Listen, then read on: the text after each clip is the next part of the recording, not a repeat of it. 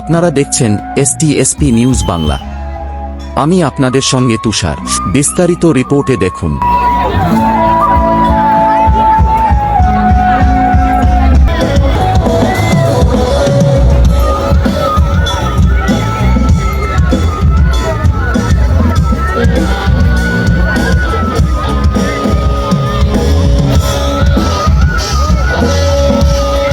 আমরা এই মুহূর্তে আছি দাসপুর 2 নম্বর ব্লকের উদয়চক গ্রামে। এখানে চলেছে শ্রী শ্রী রাধামোহন জিউর মেলা ও রথ উৎসব, পরিচালনায় পল্লী উন্নয়ন সমিতি, স্থান উদয়চক রথতলা। তো আমরা এই রথ পরিচালনা কমিটির অনেক সদস্যকেই পেয়েছি, যারা এই রথকে আজও করে চলেছেন এবং মানুষকে উৎসাহিত করছেন এবং মেলাকে যাতে আরও বড় আকারে করা যায় সেই চিন্তা ভাবনাও এই কমিটির মধ্যে রয়েছে। তো আমরা এই মেলার ইতিহাস আমরা জেনে নেব। স্যার, আপনার নাম? মোহনচন্দ্র যাদব। আপনারা এই মেলা করতে গেলেন কেন? কারণ ঘাটাল মহকুমাতে বহু রথের মেলা হয়। আপনি যদি বৈশাখ থেকে চৈত্র মাস সারা বছর বিভিন্ন সময়ে কোথাও রাধানাথ জিউ, কোথাও গোবিন্দনাথ জিউ বা আরও অন্য দেবতাকে স্মরণ করে মেলা হয়, কিন্তু আপনারা আবার একটা এরকম মেলা করতে গেলেন। আমার বয়স আজ 75।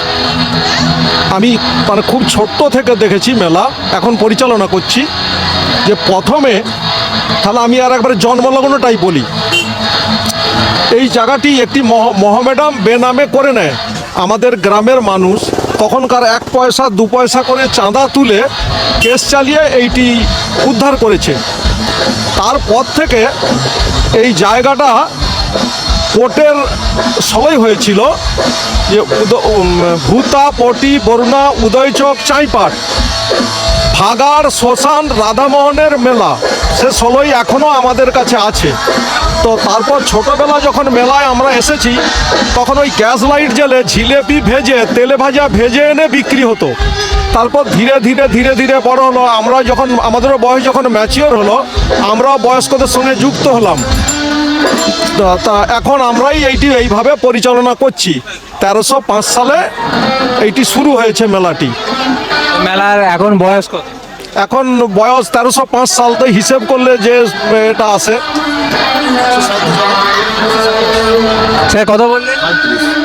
আমার নাম না, মেলার বয়স 137। 137। তাহলে তো আর কিছুদিন পরে আপনাদের 150তম। হ্যাঁ, 150তম হবে। এই 150তম বর্ষে আপনারা এই রথের মেলাকে কিভাবে মানুষের সামনে উপস্থাপিত করবেন? 150 বছর পূর্তিতে আমরা বড় আকারে আরও করতে চাই। বা আমাদের সামনে কালী মন্দির রয়েছে, একটা বড় মন্দির স্থাপন করে এখন নির্মাণ হচ্ছে। আশা করি আগামী বছর তো মন্দিরটা আমাদের কমপ্লিট হয়ে যাবে।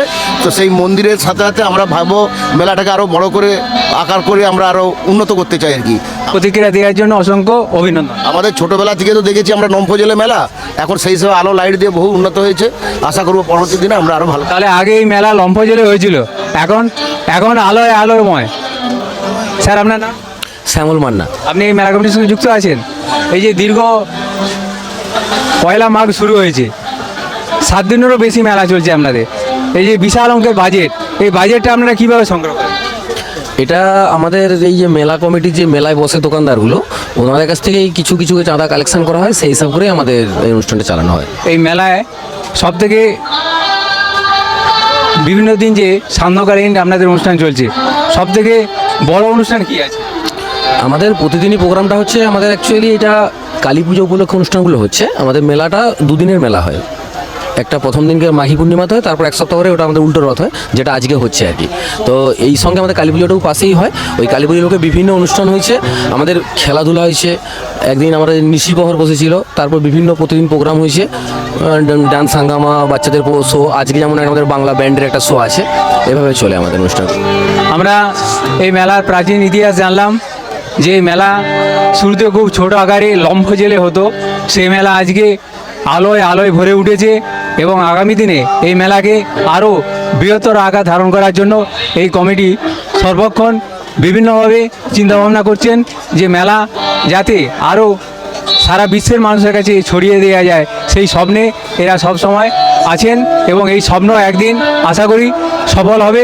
ক্যামেরায় রাজীব পাত্রের সঙ্গে আমি ছায়াব্রত প্রামাণিক, STSP নিউজ বাংলা, সবার খবর সবার আগে, সরাসরি উদয়চক রথতলা প্রাঙ্গণ থেকে।